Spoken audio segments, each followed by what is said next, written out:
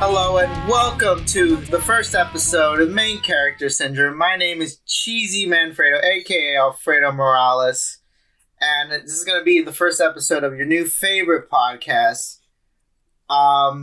We're going to do this right now. Who am I with? Please start. Please say your names. I'll go right now. I'll go first. Hello, I am Jim, also known as King Protus. I have, I guess I do podcasts. I do like cringe anime and manga podcasts. You can check them out at Joe KKK Podcast. I'm Tectonic Improv, and I review video games online on my main channel and on Reps to GOG as part of the Reps to GOG project. We review every PS2 game. Oh God, TectonicImprov.com. Oh, bass, and welcome, guys, to my first ever guest for this new podcast series. I'm going to start. I don't know where this is going to go, this whole series, but who really knows where anything going to go, you know? It's true. But I do want to start with a classic right here. For anyone who knows, for anyone who doesn't know what main character syndrome is, I will tell you by reading the Urban Dictionary definition of it.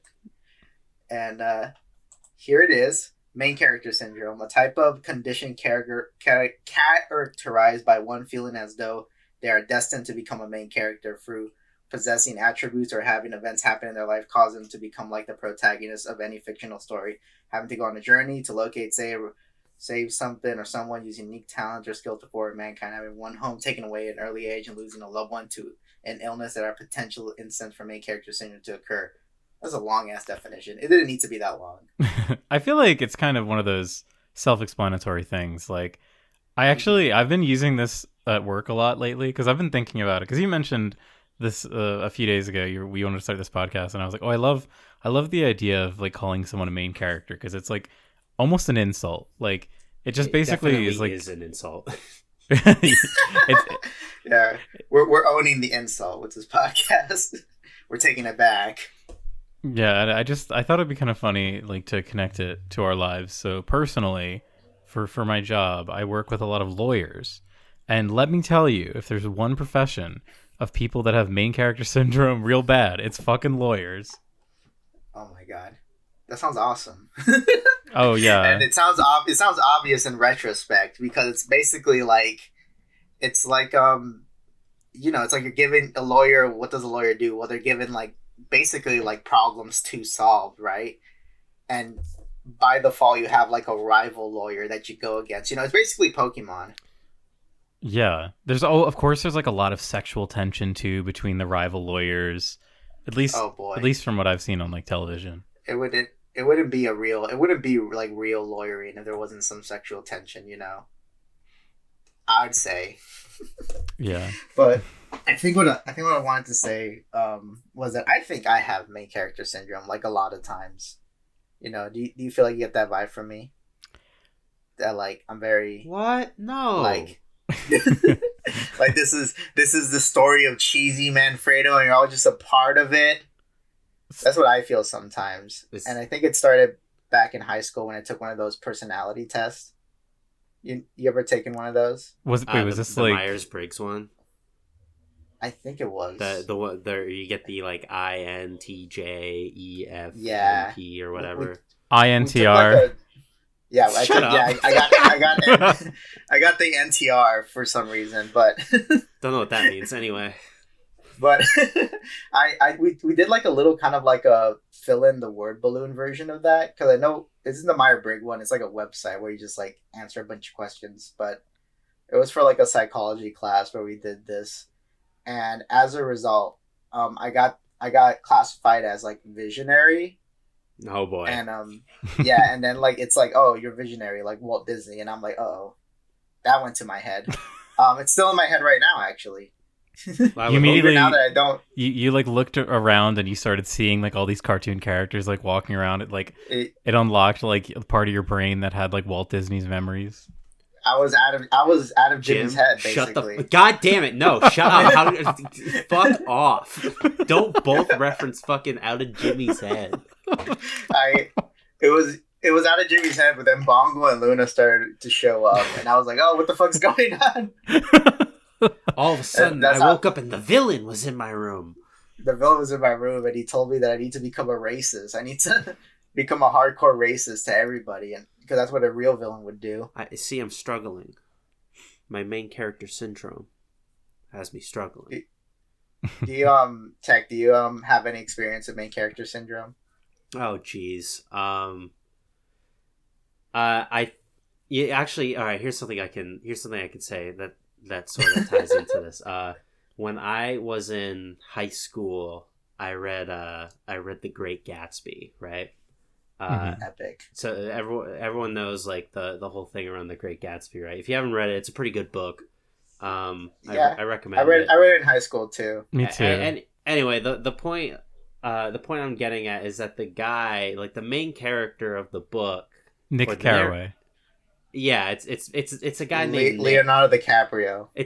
Tobey Maguire. Yeah, it's Tobey Maguire. It's not Leonardo DiCaprio. Although ostensibly Gatsby is like he's the focal point. He's mostly the main character, whereas Nick is sort of just like he's kind of boring, right? He doesn't really do a lot. He just kind of sees everything that happens, which is fine. It's good for the book. But what I realized while reading this, like, damn, I really am. I'm like Nick. I'm not like Gatsby. I'm Nick. Oh no! Things just happen around me. They don't happen to me. Oh no! So I really relate to that. I don't know what that says about main character syndrome, unless you can tie it into like a nothing ever really happens to me until suddenly one day. I think I've been in a lot of situations like that where I feel like things happen around me, but like I think what that happens with me is that I just become more spiteful. Like, damn, how dare things happen around me? Things should be happening to me, and then like that kind of fuels my drive, you know.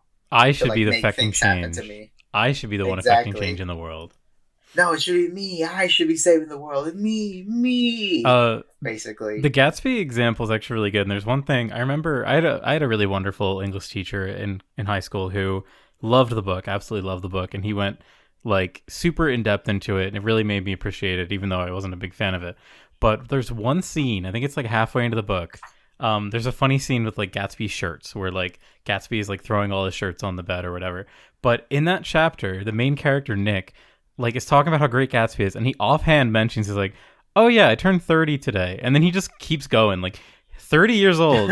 Doesn't even think about like, that's like a big age, especially when you're like, I don't know, grown up. And that's kind of like being like a real like, well, damn, I'm 30.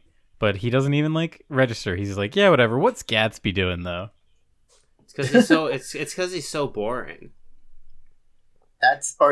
Maybe he thinks himself as boring, and that's why he like takes a liking to like Gatsby. Like, oh yeah, stuff like a lot of very interesting things happen to Gatsby. Like he basically becomes rich out of like pure chance, right? In the book, he was like friends with like a rich guy who had a yacht, and then he died, but then he inherited all his money. Yeah, he inherited like his oil. Like he befriended like an oil tycoon. I'm pretty sure Gatsby that is, not Nick.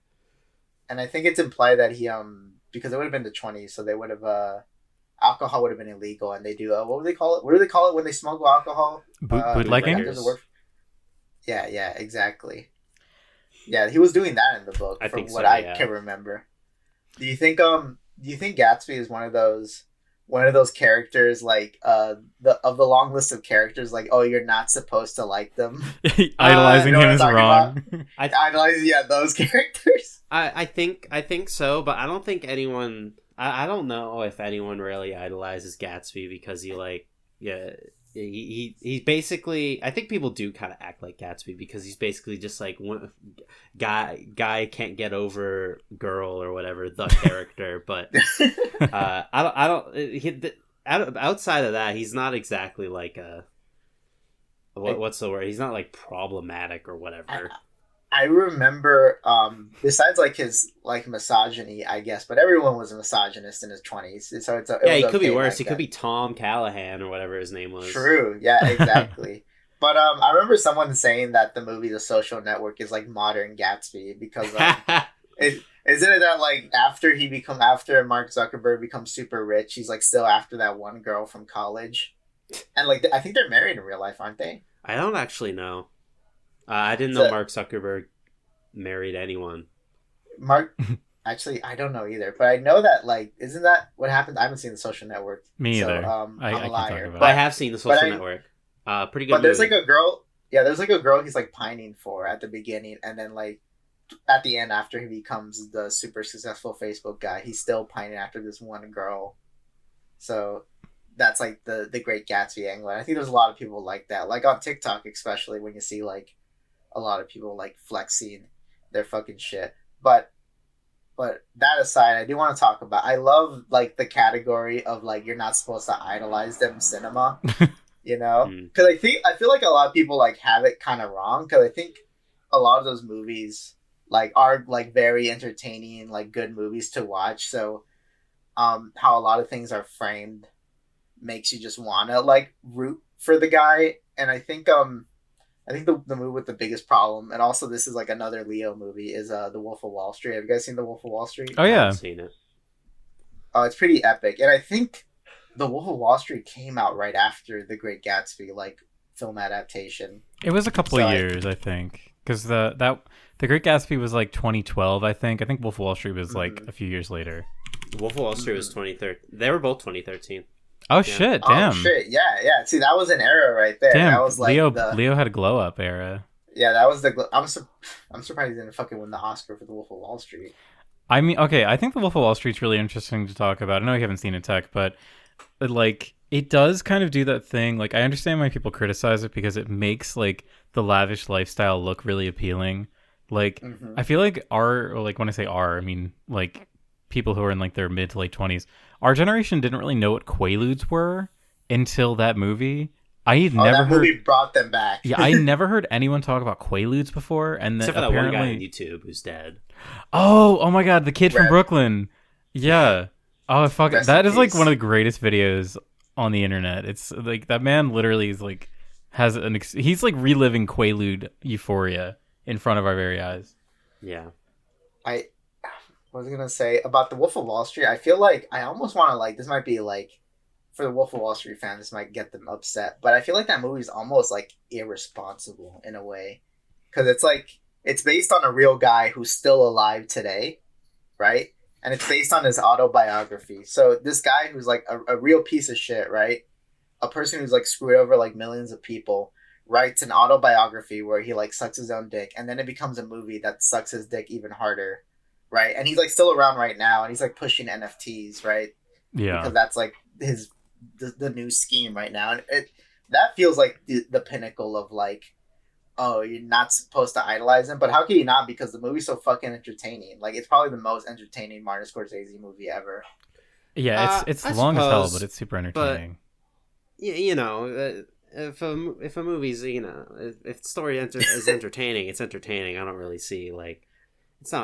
It's not really Martin Scorsese's fault. I mean, no, Martin Scorsese made the best fucking film he can, and I appreciate it, right? But like, I don't know. Part of me just always feels like, damn, this guy's like, if this guy was like dead, I'd probably be fine with it. But he's like still alive, and now there's this movie. Now there's this really good movie about him, right? Because like ultimately, like when you watch the movie, like at the end, he doesn't. Sure, he gets everything that's coming to him, but he's still like. Still kicking around, like he's still standing. Like I don't feel like he's fully like received this massive like punishment for what he's did. But that was kind of the big thing, is like he really didn't get a punishment. He got like basically a slap on the wrist and was like, well, all right, well, you can't really trade stocks anymore. And that's where like the whole crypto thing is like his real new like avenue to get back into that kind of like scam. This is a Gordon Gekko, right? Gordon Gekko. No, was Gordon Gekko based on him? Oh wait, Jordan Belfort. That's who this guy is based on. Yeah. Or is? I don't think it's not even based off. It is literally just him.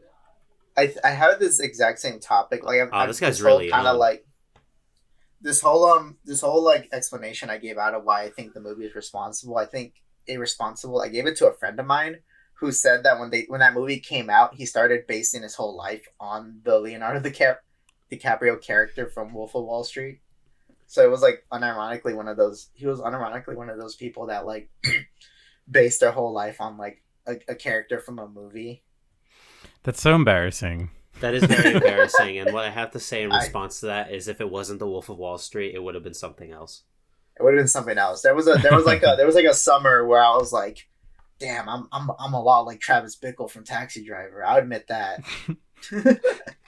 I was even like debating shaving off my head. I didn't do it though, ultimately. Although I wish I wouldn't mind having my head shaved for like a season, just to feel it out, you know. What if it never grows back? Just to try it. Oh, I'll grow it back. My no one balds in my family. Everyone like died with a full head of hair. Yet. Okay, all right, I get you. But anyway, back on this topic of like you're not supposed to idolize them. I think the perfect movie that did a good job of making sure people didn't idolize them, and like I think ultimately that's why the movie kind of like failed, was you ever heard of the movie Pain and Gain? I've heard of it. I haven't seen it though.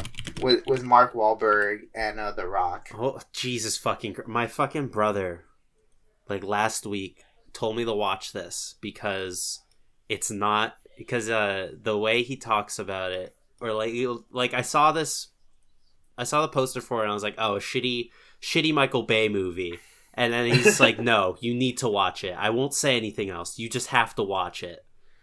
And all I know is that there's something else to this movie. It's like Michael Bay trying to make like a Coen Brothers movie almost. Huh. That's like the funniest thing I've ever heard. It's like Michael Bay failing at making a Coen Brothers movie, right? Because it does the thing where there's a bunch of like wacky side characters, and our main characters aren't like necessarily like good people.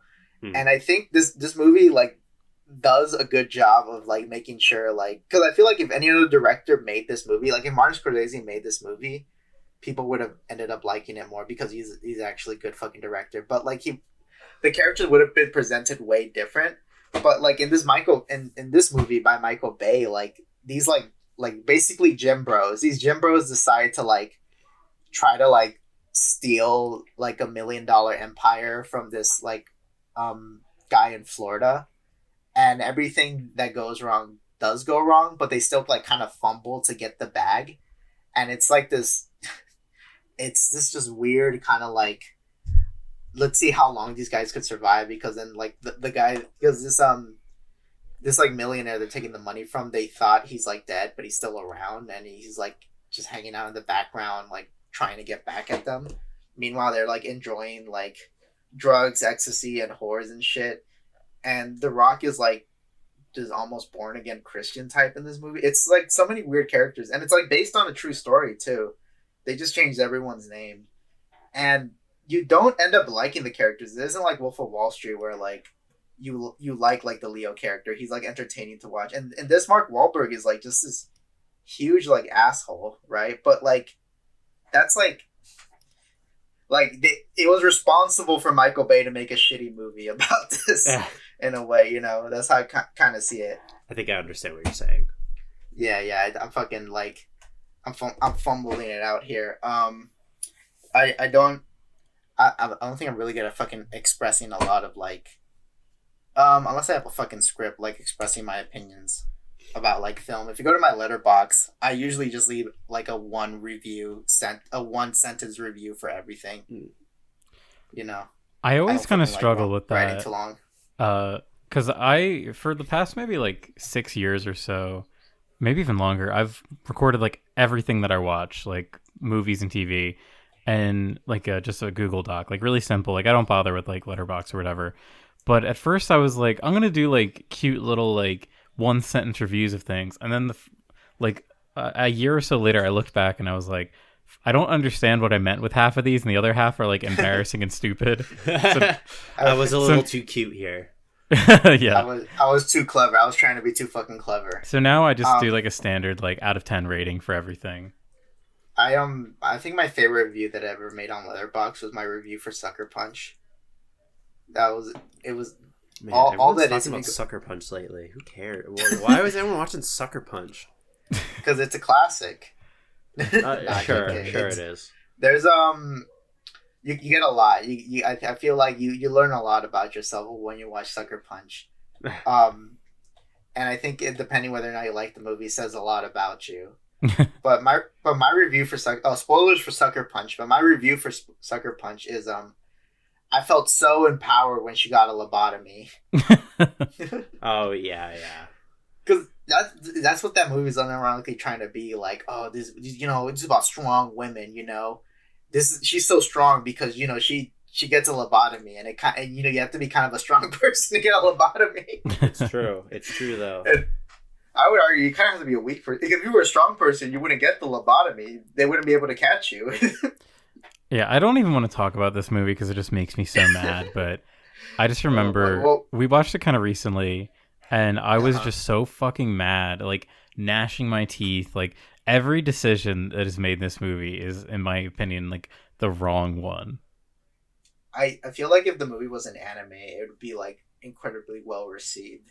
If it was an anime from the 90s, it would have a humongous cult following. It would also probably look better. Yeah. Yeah.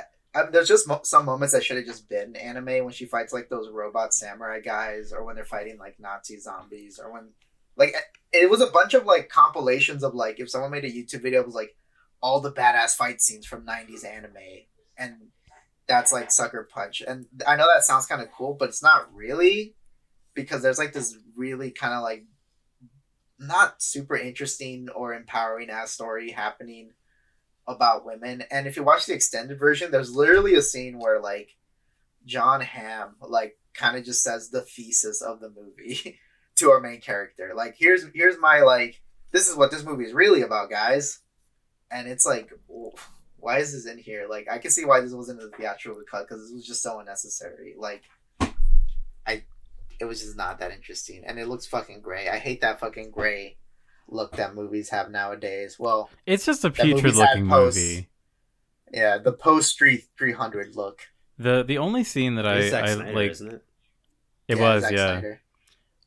It's really funny. I remember being like seeing 300 and being like obsessed with that at the time, and then looking at what this Zack Snyder guy was gonna do, and I remember on Wikipedia reading the synopsis for Sucker Punch like before the movie was even in production, and I was like, this sounds fucking awesome. It's like the whole story's in her head and it sounds so edgy. And then I ended up watching it. Like I knew it was gonna be bad when I watched it, and I really just was like, this kind of sucks.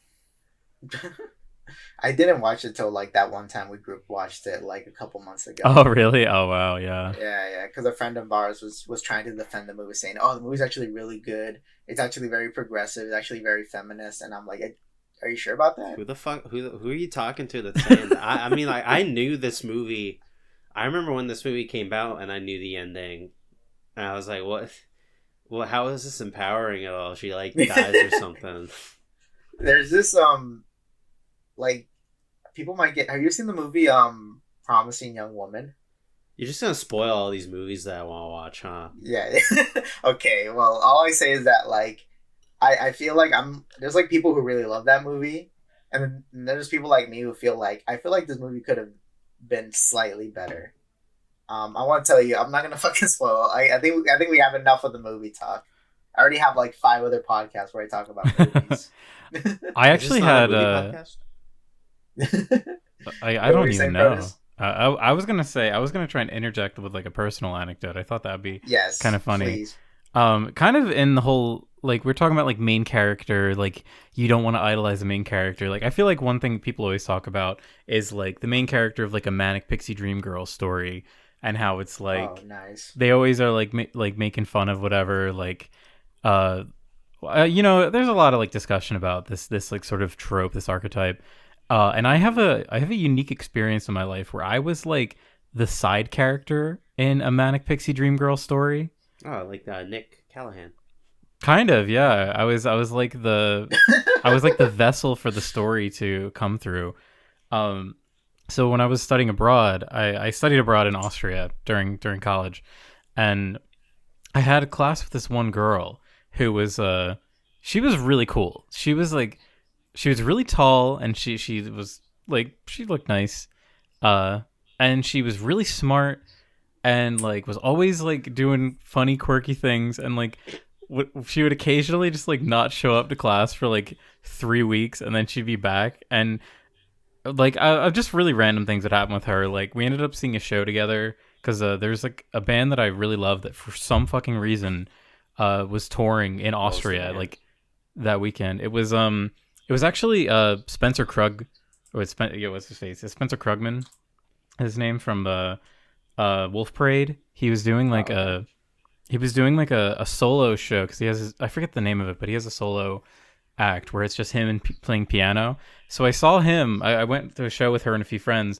Saw him play in like this gorgeous church. It was like fucking incredible. But so I just had all these like classic like your sort of like Scott Pilgrim experiences where it's like, oh, you go to a show, like, oh yeah, we hang out, we get drunk at like 3 a.m. at someone's apartment. And then you fight people and you get experience points. Exactly. Like Scott Pilgrim. Yeah. But the thing was, like, I was never like super. It was just kind of around. Like I was never like engaging with her too much. And one day I just never saw her again. Like she just stopped showing up to class like halfway into the semester. Never showed up again. And then like coincidentally, I think I was actually in class when it happened. One of the guys that like was in the group who I guess had a thing for her, he like DM'd me frantically on Facebook. He's like, Jim, have you seen what happened to Francesca? And I was like, what? He's like, do you know where she is? Like, I haven't seen her. I'm like, what the fuck? Like, no, I haven't. And I never heard from the guy again. And like ships passing in the night.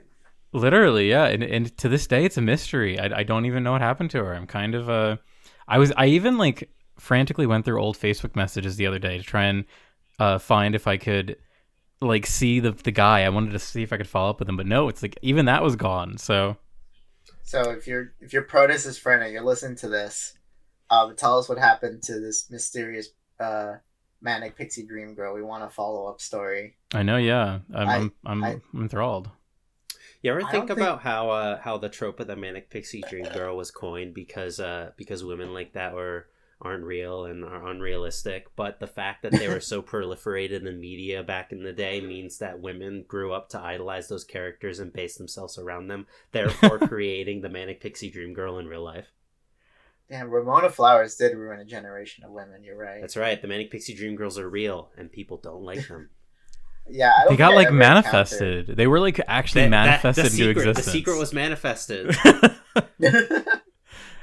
Oh my god! Now I'm gonna start making a story with a Cyclops. I'm gonna try and get a Cyclops character to get really popular, so that in 20 years, every character, everyone around me will be Cyclopses.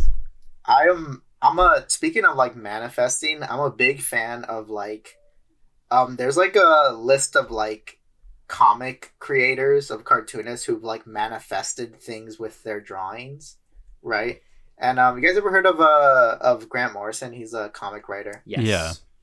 Yeah, he talks about something called hyper sigils. Oh, Jesus Christ! Yes. Yeah. So sigils are kind of like, I think they're just kind of like what spells. I'm not sure exactly on the quote unquote magic it is, but he created something called hyper sigils, and hyper sigils are basically just comics, right?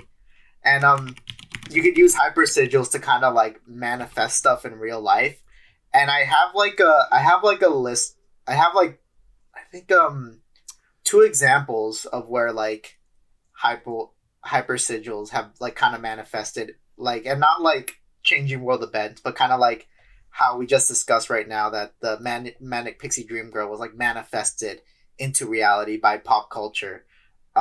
There's 2 example of like people who've manifested like they're like waifus, right? And one example is Paul Dini from one of the co-creators of the Batman animated series. Mm-hmm. His waifu in DC Comics is Zatanna, right? And she's like a magician superhero, right? Good taste. Yeah, exactly. So Paul Dini's wife eventually married an actual magician, right? Is the second example Eiichiro Oda? Oh no! But like I'm gonna add that to the list right now because you can tell a Nami cosplayer, dude. Yeah. Oh, is that true? I didn't know that. There's at least it's true. Yeah, it's true. I'm pretty sure it's true. Also, Cheesy, just wanted to correct you here because Grant Morrison is non-binary. Oh, I'm sorry, my bad. They invented hyper sigils. I just remember hearing that a few years ago. I just wanted Yeah, to check yeah, they are non-binary now. Non-binary. Non-binary. Oh god, my partner is trans. I can't be fucking up like this. Dude. But that being said, the other example I was gonna bring up was Robert Crumb, and if there's one thing, if you don't know who Robert Crumb is, that's fine. But he's kind of like the granddad. He's kind of like the granddaddy of enjoying thick women. Because he likes a very particular like body type, and he calls it like bean theory. It's almost like CalArts bean mouth. Yeah, bean mouth. There's bean mouth, and now he has bean theory, and it's like women who are like have a, kind of like almost like pear-shaped women, but like have like huge butts and are like pseudo muscular. That's like kind of his big fetish, right? And that's all he draws. Like all his women just look like that. And every one of his like wives that he has married and divorced all have that body. So he just continuously manifests these women into real life for him to marry and eventually divorce. And This is hilarious. There you go. There's 3 examples, so it must be true. I was gonna even think of the other one. I saw a tweet about it recently, but this is like not a new thing. What's his name? Oh my god, I can't believe I'm blanking. The guy who made Nier. Yoko Taro. Yeah, Yoko Taro, like, basically, he just, like 2B is basically, like, his ideal waifu. And now, like, their women will, like, dress up like 2B, like, ask him to, like, sign, like, autograph their thighs, and he just gets to do it. Yeah, that one 2B cosplayer, he, like, literally, like, started tearing up or something as he signed her thigh. Really good. Very good. Yeah, that's the kind of hyper sigils. They're real gamers. You got to make it come true. Yeah, maybe Alan Moore was right. Might have been right. And Alan Moore about making magic and how comics are magical. Yeah. Yeah, Alan Moore is kind of right sometimes. I know he tried to end the world with a comic, but it didn't work. As seen as we're all here, still. Give it some time. Yeah, give it like 3 years. Yeah. Maybe Alan Moore just doesn't hate enough. That's somehow. True. God, I'm gonna spend. I hope Alan Moore doesn't die anytime soon because I really want him to read Villainverse, at least like the prologue. Because I have a strong feeling, and this just might be my nerd. This is just my nerd fanboy simp side saying this, but I have a strong feeling he might like Villainverse. How would you react if you didn't like it? I would be like, does Alan Moore like anything? Yeah, he likes stuff. So I remember in Cheesy Cast I interviewed Xander Cannon, I interviewed Alan Moore. After him being on Chapo, he was like, "Oh, I should get on more podcasts." So I hit him up. But no, I interviewed Xander Cannon, who has worked with Alan Moore, and Xander Cannon created a comic called Kaiju Max, and Alan Moore has read the comic. And one of his quotes is on, like, the hardcover copies where he's all like, oh, this stuff is fantastic. So Alan Moore can like stuff. It's possible for him to like stuff. He just doesn't like mainstream shit. You learn something. That's pretty cool. Yeah, so I just gotta, like, I gotta just walk up to where he lives. I think he lives, like, was in Northampton or somewhere in New England. Wait, really? And, yeah. I thought he lived in, like, Australia. Oh, no. I thought he lived in England. He lives down the street from me? Are you serious? Shit. Oh, wait, actually, I'll give him Villainverse. Actually, no, I think it is. Oh, wait, no, fuck. Wait, where the fuck does Alan Moore live? I'm gonna type that in Google. I'm doing it right now. Where does Alan Moore live? Northampton, England. Yeah, Northampton, England. Wrong Northampton, Cheesy. Wrong one. My bad. I got your hopes up. You're about to walk up to his house and put Villainverse in his mailbox. Yeah, just sneak away. You know, maybe he reads it, maybe he doesn't. Maybe he doesn't, right? Yeah, but I was talking to one of my friends, Def Alchemist, and he was telling me about, like, the weird stuff that Alan Moore would say, where Alan Moore would say that he's, like, the human manifestation of Northampton, and how that's pretty fucking hilarious, and it kind of reminds me of, it kind of sounds like something Trixie would say. For people who don't know who Trixie is, don't worry. Formerly known as. Don't worry about it. Don't worry about it. Don't look up Yig Studios. Don't look it up. You won't be able to find it even if you tried. Oh God, epic. So, what kind of girlfriend would you guys manifest if you guys could do it? Blonde, robot, compassionate. Is that You that one guys are chick supposed from to cut me Persona? off at some point. That's that one chick from Persona, right? Yeah, that's fine by me. I'll In case story. I need to get back to doing like clown girl stuff because I really want to manifest like a bunch of clown girls. It's kind of working. I see a lot on TikTok, randomly. Like I'll see like girls do like sexy mime cosplay, and like they'll do like a little bit, like a little skit on TikTok. I had for when I was still doing Bongo and Luna, I had a lot of mutuals of mine DMing me because like when they interact in my like Bongo and Luna algorithm on Instagram, they get a bunch of other clown girl recommendations on like Instagram. So it's like I'm kind of like polluting these people's like algorithm with my content. Not anymore. I have my clown force has weakened in the past couple of years. But that's the price. That's the price you pay, baby.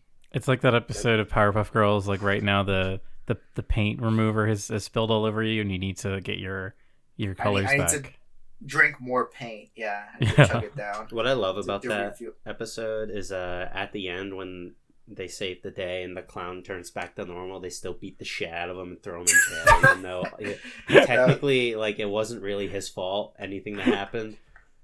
That episode always scared me as a kid. It was pretty creepy.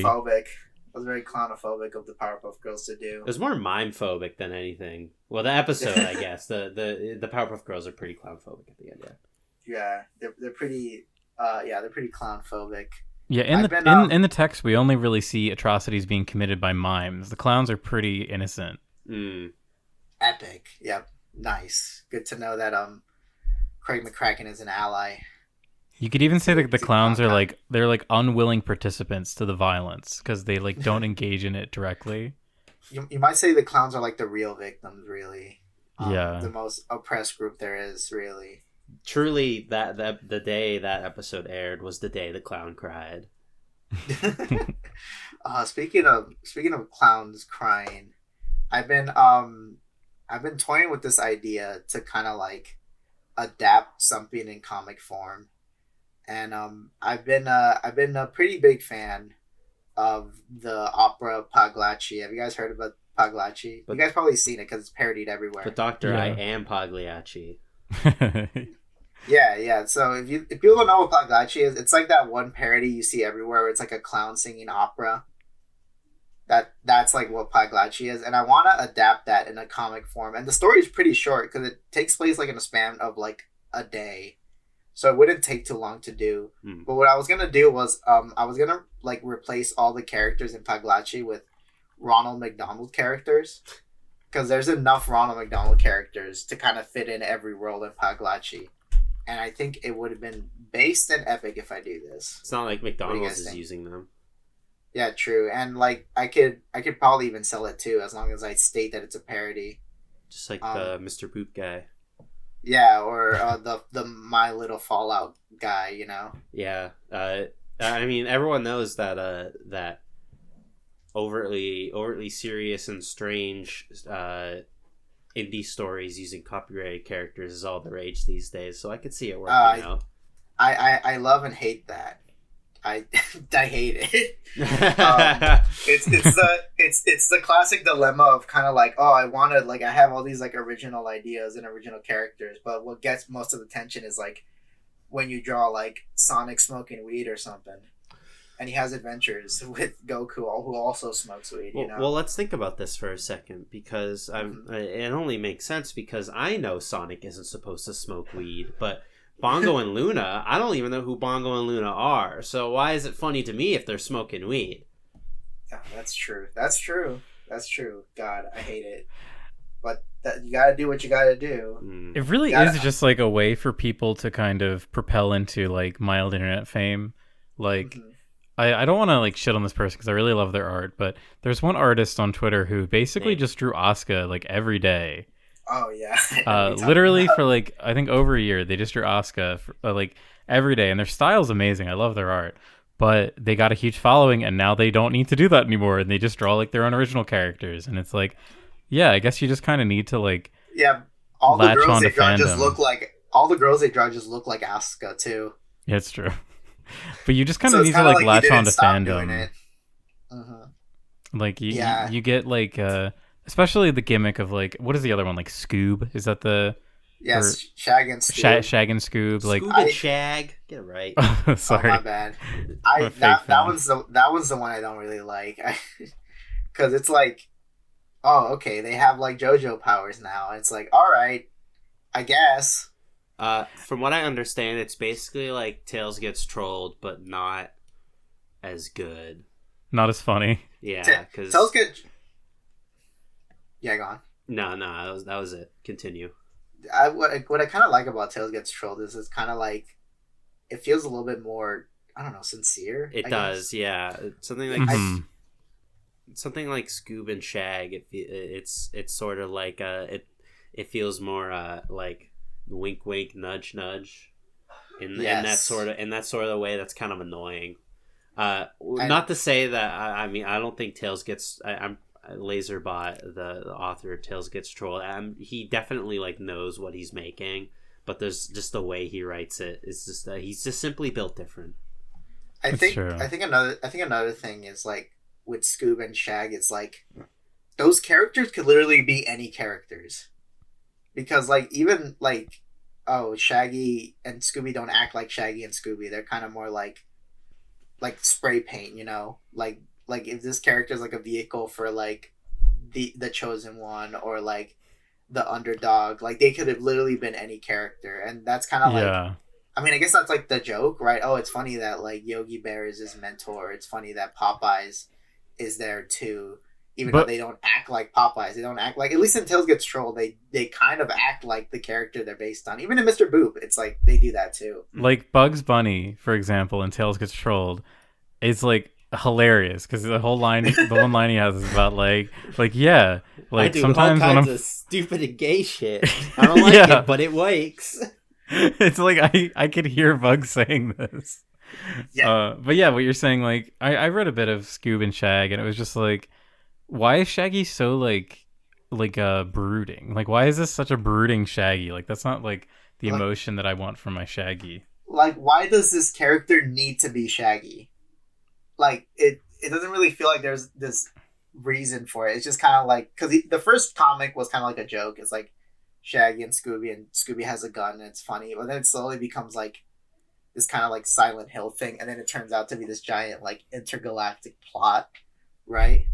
But then it's like, well, why does it matter who are these characters? Is it just kind of like, I already had these characters from the start, so I might as well just use them, and I'm just gonna form them into whatever like I want, you know? And I mean, I guess I could, I don't know, something about just, maybe I'm just jealous. I'm probably just jealous. You are mad Right in the jealous comments, because you have main character syndrome. Yeah, exactly. It should be me. It should be me out there. Because I was gonna bring up how that Flintstones comic that came out like a couple years back that got like a lot of critically acclaim. How the writers for that Oh, comic, I read some of that. Yeah, it's a really good comic. Barney, we committed the genocide. committed mass genocide. One of my favorite lines is when the aliens show up and they start killing people, and then the news is like, "Oh, aliens are starting to wipe us out," and then his co-host replies, "But to be fair and balanced, they're also stimulating the funeral economy." That's such a good line. I mean, okay, in that case, it's fine. Maybe because I just haven't read enough Scoob and Shag. Maybe like the ending of the first arc or whatever like ties it all back together. Like, oh yeah, now you see why I had to choose the Scooby-Doo characters to tell this epic story, right? But in the Flintstones comic, like it's kind of like a commentary. It's like a commentary, a deconstruction, but also a comedy at the same time of like the Flintstone like show, you know. And I think that's that's way better than just like it's JoJo, but like the main character is Shaggy now, and not that he acts like Shaggy. He just he just looks like Shaggy, and he has this whole new personality I gave him. Mm-hmm. You know. Yeah, I think the Flintstones thing is probably the best way that you can take like an old brand. I guess we've seen a few like. Wait, I didn't watch all of Jellystone, but Were the Flintstones in that or no? No, they weren't in it. Okay, They weren't in it. because I feel like these are some pretty good ways of like invigorating these old characters, like really breathing new life into them. The Flintstones comic I think is like way more valuable than like Jellystone's like a funny little comedy series, but it's just I mean it's very like 2010s core I think to like take something and like we're gonna make it real subversive and serious and like we're gonna see how these guys really would act if they're in this situation. But I like that stuff. Yeah, it's not too bad. It's not too bad. Never mind. I love Scoob and Shag. I changed my mind. Changed it right now. No, dislike. No, actually, I have my opinions. All right, epic. We are like 49 minutes in. How y'all doing? I'm pretty good. I'm good. Pretty good. Yeah. I had a. So another thing I think you mentioned once, Cheesy, was you wanted to do like hypotheticals on this. So I have a potential hypothetical that we could talk about. Oh, lay it on me. All right, so you are you, and you're sitting on a bus, and it's just like a nice day. You're heading to like town, whatever. You look over. There's a woman holding an iPad. And so you look at you're looking at the iPad, and you see that there's like little like orangutans. Like there's like little baby like it's like drone footage of like baby orangutans, and. So then you see she pulls up she has her finger and she has like long acrylic nail and she like taps like right on one of the baby orangutans with her like long nail, and you notice that the footage the orangutan disappears and it becomes like a cloud of like debris and like red mist, and she just is doing this like she's just tapping these little orangutans. What would you do? I don't know. I don't know. Do you have an answer for this, Protus? Do you have like a crazy thing that you would do in this situation? Because like I don't know. I think I'd be too intimidated to like do anything. What the fuck is wrong with you? How'd you come up with this? It's actually it's like a meme I saw the other day. It's like a Tumblr post. Oh, okay. I'm completely out of the loop here. I thought this came from your mind palace. I wouldn't know how to react to that. Because it's like, what if like the person you were sitting next to was doing war crimes? What do you do? That's an Attack on Titan fan moment. If they were an Attack on Titan fan, they'll start sucking their dick because like, oh, you do war crimes? Haha, base. I've not seen any Attack on Titan past that really long hiatus for the anime had back then. It's pretty good. I really like Attack on Titan. Big fan. It's been kind of like a meme lately because like there was a poll, like there's a big Attack on Titan Twitter account that did a poll that was basically like I think I saw this. It was because like I don't want to spoil anything about the current season of Attack on Titan, but let's just say like one of the characters is engaging in actions that would lead to a genocide, like a mass global genocide. Hypothetically. And there was a poll that this big Twitter account did that was like, do you agree with this character's actions? And like a vast majority of poll participants were either in favor or indifferent of him committing genocide. Oh my god. There were like thousands of votes. And the funniest thing was like, I think it was like 20% of participants said like he is totally in the right to commit genocide. Like what he's doing is good. Oh my god. Oh my god. I'm so the other ones out of the loop on Attack on Titan. I want to see like other franchise YouTube Twitters do this. Like imagine if like the MCU Twitter was like, do you think Thanos was in the right? Yes or no? And like makes a poll, and I want to see like legitimately what MCU fans would say. There'd be a lot, I bet there'd be a lot that would like a strong amount of people, more than you would expect, would agree with Thanos. And it'd be funny if like it gets like 50-50 and then people start spamming like Thanos meme like, oh, perfectly balanced. I can see it now. Oh my god. Has any other franchise commit huge atrocities and war crimes? I can't think of any right now. Every single one. Basically, Pokemon. I mean, they're always shooting those Sonic seeds or whatever that kill everyone. I don't know. Oh my god. I can't think of any other giant massive genocide. But I do have something to tell you guys. As a handful of people know, I do as as a side job, I do like rideshare stuff like Uber and Lyft, right? And I've been slowly working on this tallying with my passengers. Um, I asked them like, "Do you believe in ghosts?" And then I tally based on like what their response is gonna be, right? So it's like yes, no, or agnostic about ghosts, right? Yeah, there's been a couple of agnostic people about ghosts, right? Mm. And last time I did it, I got a fourth answer I wasn't expecting. And so basically, this lady jumps in, and I tell her like, "Hey, can I ask you a question? I'm kind of making this little like tally with passengers." And they're like, "Okay, cool. What's the question?" And then I asked them, "Do you believe in ghosts?" And she said, "I don't want to talk about this." Oh. And then I asked like, "Oh, is it because like is it a scary topic for you?" And she's like, "I just don't want to talk about this." And then it was like then I was quiet for like the whole ride. and I wish she would have told me why she didn't want to talk about this, because like now I'm super curious. Like she's made me way more curious on her answer, because it's like, oh, then did she have a ghost experience and she's been like traumatized and doesn't want to talk about ghosts, or does she think the concept of ghosts is so stupid she just doesn't want to like get involved in the discussion at all, right? Like I'm so curious on what this woman's answer is. Why was she so cagey about it? Maybe she just didn't want to talk to her Uber driver or something. I can understand. Maybe. Well, at first she seemed like she wanted to talk because she was interested in answering the question, and then once she knew what the question was, she was like, "Nah, fuck that." Do you think she's killed a ghost? Yeah, or what if another thing was thinking like, what if someone she knew just died recently and she doesn't want to think about ghosts right now? Oh damn. That could be one. But what's very interesting about this question is that I don't believe in ghosts, but I like listening to people talk about their ghost experience because it's kind of like trying to solve a puzzle almost, because like they tell you this experience, like I believe whatever they tell me, I believe they experience, but I just don't believe it was a ghost. So in my head, I try to figure out, okay, so what could it have been, you know? How can I prove this person wrong? How can I show how big my brain is, you know? How can I flex on them on this 5-minute ride while I, like, drive them around, you know? Someone had to do it. Someone had to do it, right? But I try not to be condescending. I try to, like, be, like... Because it seems like, people who believe in ghosts are very, like...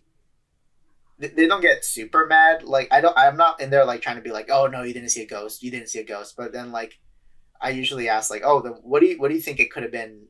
Like what exactly, or like what were the parameters for this little thing to happen?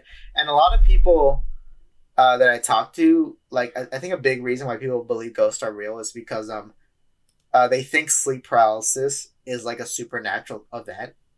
They don't think it's like just a sleep disorder, which it is. You know, it's something you could give yourself. You know, you don't need to be like haunted or possessed by ghosts to receive like sleep paralysis. But like, there is a lot of passengers who believe that sleep paralysis is only ever triggered by like supernatural things. You know, you guys ever had experiences with sleep paralysis? Actually, surprisingly, no. Of course, now I'm gonna probably have it tomorrow. But but whenever I think of sleep paralysis, I think of this one like 4chan X story, like this green text story where this guy started talking about his experience with sleep paralysis, about how this like girl would like go into his room in the middle of the night, scared the shit out of him. So and he asked X what to do, and X, of course, X would say this. They were just like, "Well, did you ever try like coming onto her?" and like it's like it chronicles him just like explaining every single sleep paralysis he gets. He keeps trying to get closer and closer with this not real like spooky ghost girl, and like every single time he keeps it up. It's like I like woke up, I felt a little weak today, I don't know, it's just like slowly dying trying to get that ghost pussy, if you know what I'm saying. That goosey. Yeah, that's awesome. The gussy. The gussy. No. And then it ends with him being like, I'm gonna try and have sex with her tonight, X will report back. He never reported back. So Oh my God. he did it all for the nookie. he finally had sex. He wasn't a virgin no more, and he got off 4chan. That's what happened. Yeah. Epic. I actually have had experiences. I've only really had one, which is it's weird because like for years and years I didn't, and this is pretty recent. I think it happened like last year or the year before, and it was kind of like your classic sleep paralysis. Like I was in bed, I couldn't move. Like I physically felt like pressure on me, and I heard like really creepy kind of like tapping and like. It's like the sound of like nails being like not like forcefully dragged across my door, but it was like tapping and like scuttering and noises like that. It sounded like little like goblins or gremlins were like outside my door. Based. And it was pretty freaky, especially the shadows. I remember vividly like seeing the shadows and like that scared me. Oh my God. Why does it have to be scary? I don't know. I've heard of people having like pleasant sleep paralysis. Like I think I heard an encounter where like someone was going for sleep paralysis and they imagined that there was like a band in their room and the room was like brightly lit and the band would just played a song and then they stopped and then they like got out of their sleep paralysis. So it could be possible that it could be a pleasant experience, but like I guess because like if you're in a dark room when you have sleep paralysis, you're gonna assume the worst, you know. Yeah. I've had like 2 encounters with sleep paralysis. The first time I was like falling. I couldn't move and I just felt gravity going by me as I was like fall. I was in my bed. I knew I was in my bed, but it felt like I was falling. Like I was like, it was just that awful feeling. And I think that goes back to like my fear of heights. Like I never liked any of those amusement park rides where they just drop you. I hate those rides because I hate the feeling of like gravity, you know? And the second time I had sleep paralysis was on my side. And behind me, I couldn't see him, but I knew it was my dad. Like, my dad was my sleep paralysis demon. And he was like, yeah, he was tapping my shoulder and he was telling me, like, to wake up because I gotta do chores. And I don't live with my dad no more when that happened. So it was like, oh, man, oh, no. Oh, my God. Are you gonna say something, Jim, back there? I feel like I had something. Oh, I can't remember exactly. Okay, well, why you think of that? Do you guys want to answer the question? Do you guys believe in ghosts? I do not. No, I really don't. Ghosts. You don't believe in ghost tech? No. Okay, well, I'm gonna add that answer to the tally right now. You can't until I'm in your car. Oh, okay, fine. Ask me again when I'm in your car. When you come to visit, Yeah. I'll ask you when I got you in my car. But like currently, I'm looking at the tally right now, and yes is in the lead. Really? But yep, Fucking with Californians, 16. dude. Yeah, They got 16 they're people. pie in the sky dreams. Right, exactly. There's 16 people who said yes. There's 7 people who are agnostic, and then there's 11 no's. So I've never had any experience that I would even consider as like mildly paranormal, but most of the like discussions I had with friends were in college. Like I guess at that point in people's lives they've had like an experience, and like one of my exes actually, she had a few like several stories that were like extremely vivid, and of course like I'm not like an asshole. I'm not going to tell people they're wrong.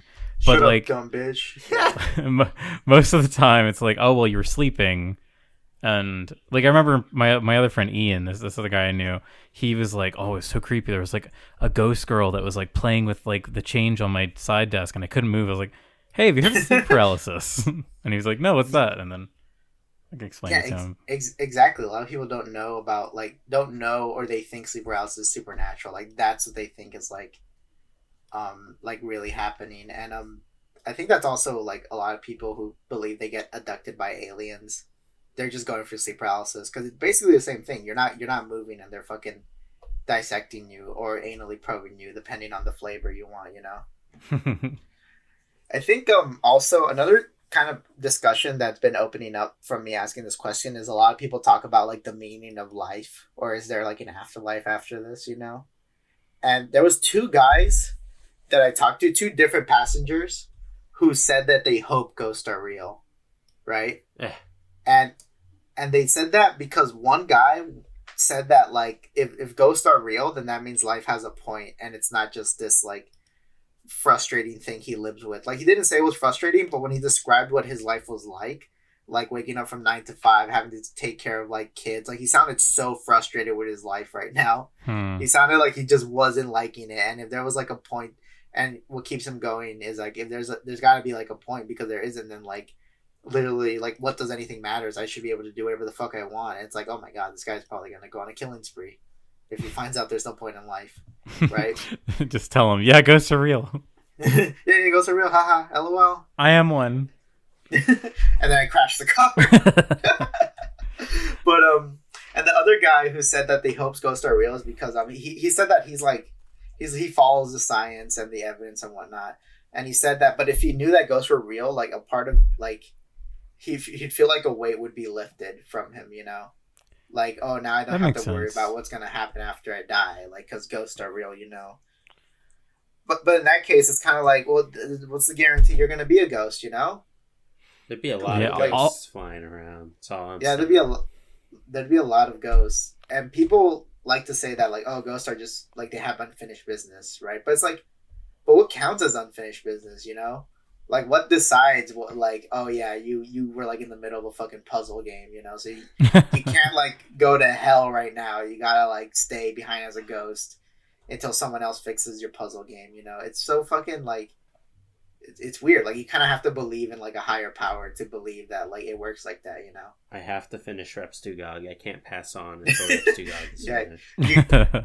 Oh my god, there's a story right there. Your grandson has to finish Reps 2 God, and because you haunt him, you're kind of like a Captain Knuckles to your grandson, you know. And dude, this sounds like a great gaming webcomic that I'm gonna write now. Like, yeah, like my grandfather ghost needs to, like, play every PS2 game with me. It'll be called Gaming Ghost Grandpa, and GGG. Yeah, it'd be like it'd be harder for your grandson to, like, play all the PS2 games because it'll be in the future, so they'll be way harder to find, you know. Also, games are so easy in the future because the difficulty has been lowered so much that he can barely play, like, any game. Yeah, like Bloodborne 5 would come out by then, and, like, it's like everyone's just a pro. Everyone would be a master at video games at that point, right? What do you think, Tech? You think it'll do well? You think this would sell? I think it has promise. I think it does. Get started on it right away. All right, epic. I'll do it right now. I'll cancel Villainverse. I'll start on this project. Perfect. This is gonna be the new money maker right here, gamers. All right. Now, if you could just add a couple of copyrighted characters to it, then I think it'll really dig. Maybe you can make your grandson, I don't know, maybe Crash Bandicoot. Because if in the future, like, furries could exist, and that could be, like, the origin of Crash Bandicoot. Yeah. And he, like, but, like, he's Crash Bandicoot, but he, like, swears and stuff and talks in general. And he smokes weed. Yeah, smokes weed. Yeah, he smokes weed. And maybe, like, Sonic is there too as his buddy, and they smoke weed together. Imagine Sonic's been used too much. How about Bubsy?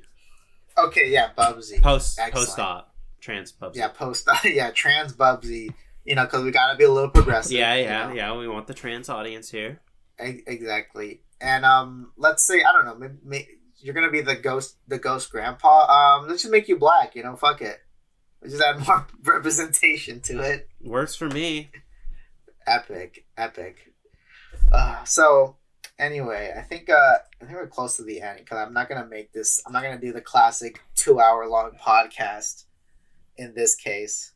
But I'm gonna do a bit right now, and I'm gonna see if you guys are down for this bit. But all right, let me get ready. Let me stand back.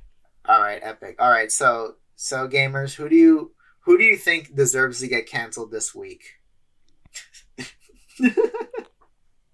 Who do you think? Oh my god! What? Who should get canceled?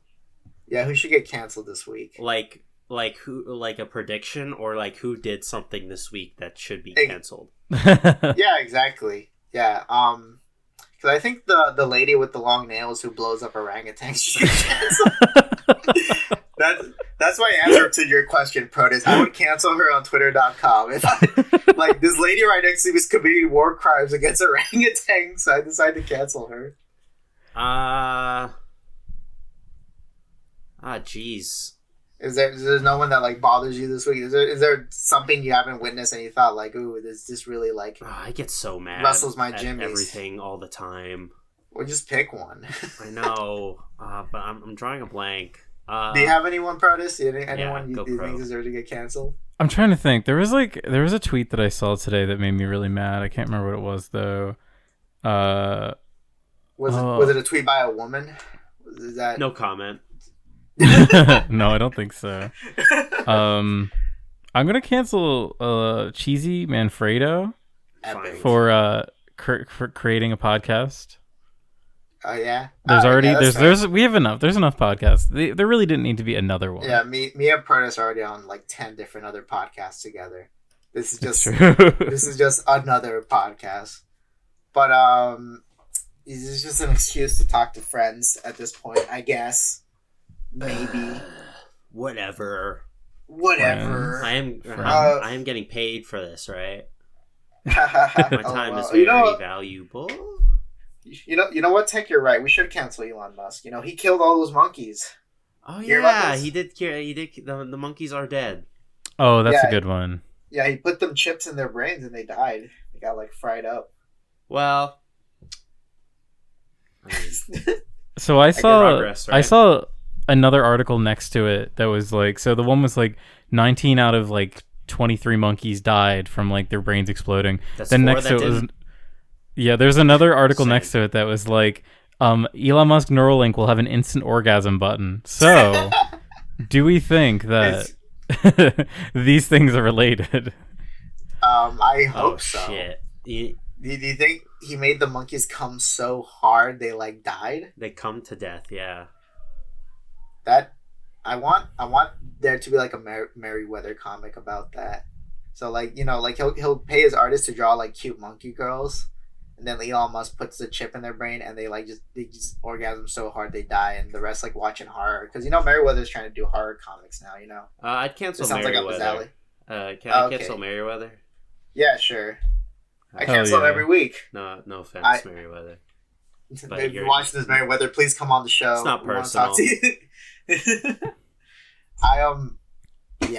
Let's cancel Merryweather. I'm tired of him just like he sends memes to his artists, and the artists just make like, they literally just recreate the meme as a comic, and then he puts his title as writer on it. I'm gonna make it. It could have been me. It could have been me. I should have done that. It should have been me. I thought of a good, funny Tifa comic. Fuck! She's Italian. She's Italian now, guys. Oh, God. I'm gonna make like my own meme comic, my own Merryweather comic, where it's like, it's the boyfriend and girlfriend meme where it's like, all right, time for your 5 p.m. dick flattening. It'll be that, but it'll be Merryweather being like, all right, time for your meme comic draw, and then the draw artist will be like, yes, honey. But it's like Elon Musk, and it's like, all right, time for your 10 o'clock instant orgasm, monkey. And then Monkey's like, yes, daddy. Yes, daddy. Perfect. And I think with that, we can end the podcast right here. So you guys can chill your stuff right here. What do you guys do again? What's the stuff you guys do? You went first, Jim. Go again. Yeah, so I have a little YouTube channel and also a podcast. The YouTube channel gets more love, but it's mostly the same stuff, called Joe KKK. I do a little podcast. Currently, JoJo, the manga's on hiatus, so we're kind of just waiting for that to start up again. Once that is, we always do these like monthly chapter reviews, which is like a lot of fun. I love reading JoJo. We also are talking about Attack on Titan right now. We're watching that weekly, so if you're into Attack on Titan, check it out. If you're into war crimes, genocide, like all that fun stuff, yeah, we talk about it every week. Epic. All right, Tech, what are you up to? Repstigog's going good. I don't know when the next review is coming out for that one. Michael's working on the Kingdom Hearts video, so you know, Michael, friend of the show. Yeah, friend of the show, Michael. It's gonna. Very excited for that one. Yeah. When's the next tech video coming out? That's what I want to know. I'm working on it right now. Working on it. Can you spoil it? Can you give us a little preview? What is it? Oh yeah, it's I already said what I was doing. It's Digital Devil Saga 2 for Reps to God. Ooh, Epic. Yeah, that'll come out first. I'm working on something for the main channel. It's kind of in a limbo state right now. I don't want to say anything more about it, but in the meantime, I have also resurrected. I've max survived my Nagatoro Every Week podcast recently to talk about hell dub. yeah. And soon enough, chapter 100 of Ishiro Nade Nagatoro is going to release, and me and my co-host Evange will be talking about that. Stay tuned. I don't think I'm working on anything else. TectonicImprov.com. Nagatoro podcast just in time for Black History Month. Epic. Yeah. Hell yeah. Did you see that Nagatoro got snubbed in the Anime Awards? Damn. I didn't pay attention to them, but good. Bullshit. Anime doesn't deserve awards. It deserves condemnation. In my opinion. True. All right, thanks for coming by, guys, for being my first guest of this first episode. Hopefully, this podcast becomes good eventually. They all got to start bad. Yeah. Sorry, it's not a real podcast unless it's garbage at first, right? Come back to me when you have a 9 out of 10 podcast. All right, epic. Once you get one of the Game Grumps on here, you can call me back. I've been DMing Eagle Raptor every day, and I'm working on it. Don't worry, he's gonna get on. I promise. I hope for your sake that you're right. Yeah, what'll happen if I'm not right? You're not going to be the main character. Foot in this town again, and yeah, you will never be a main character. Oh no, that's all I want. I want to be a main character. I want to be a main character so fucking bad. Be a big spiky hair pro tag. I want to be on the cover of Shonen magazine, smiling next to Luffy and the Queen. this really needs to be the theme song. Yeah, that's gonna be the opening. 'Cause every time I close my eyes, what you see.